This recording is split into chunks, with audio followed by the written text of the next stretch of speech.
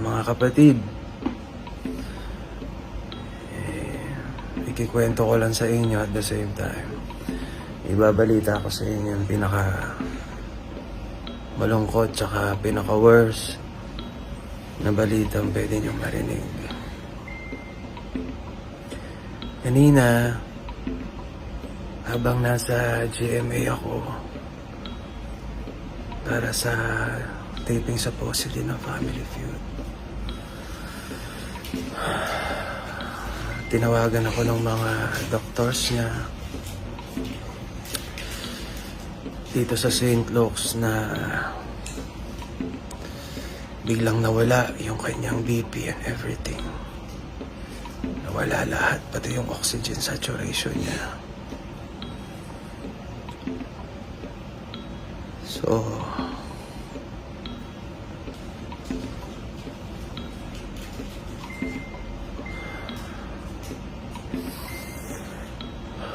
kaya naman nagpaalam ako sa GMA. I want to apologize to the whole management of Family Feud. Pasensya na at hindi ko talaga na tuloy yung kanina dahil kinakailangan ko pong tumakbo dito agad-agad sa St. Luke's dahil nga po nagdisat ang aking asawa kanina. Nagdisat yung kanyang oxygen saturation and blood pressure and heart rate.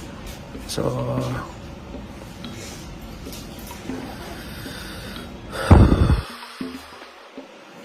dali-dali naman tayong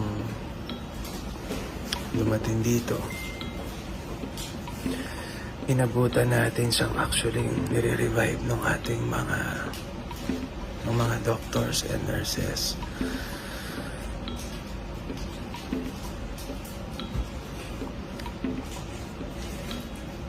They did everything they could.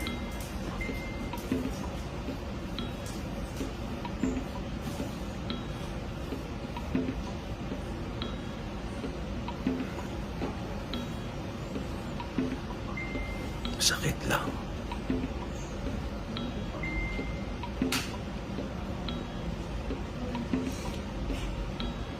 Gusto ko lang ibalita sa inyo.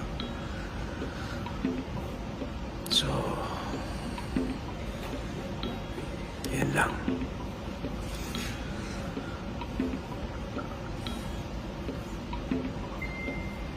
Guys, maraming salamat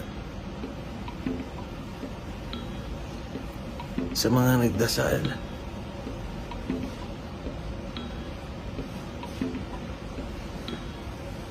Sa mga taong hindi po nang iwan sa akin. Thank you. Thank you.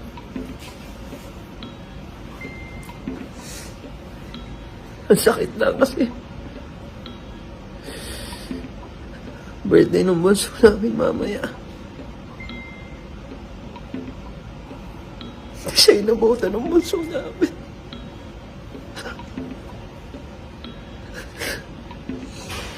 So,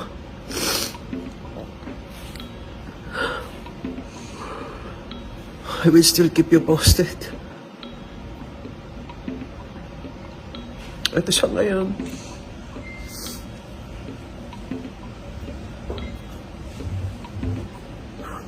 Wala nang buhay yung kamay niya.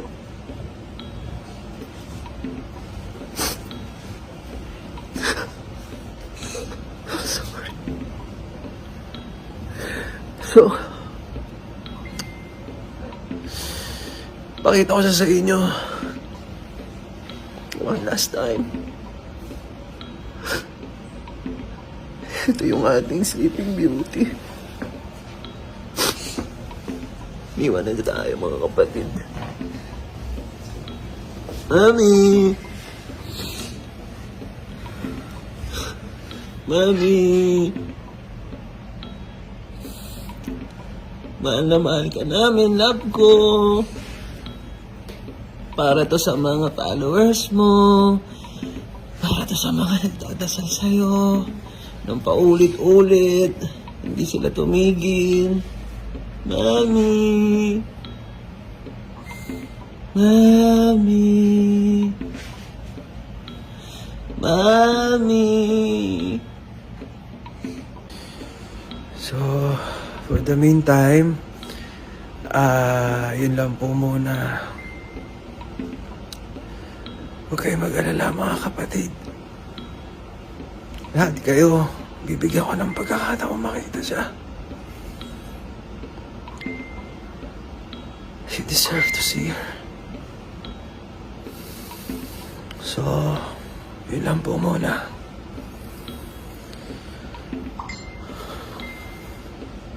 Thank you.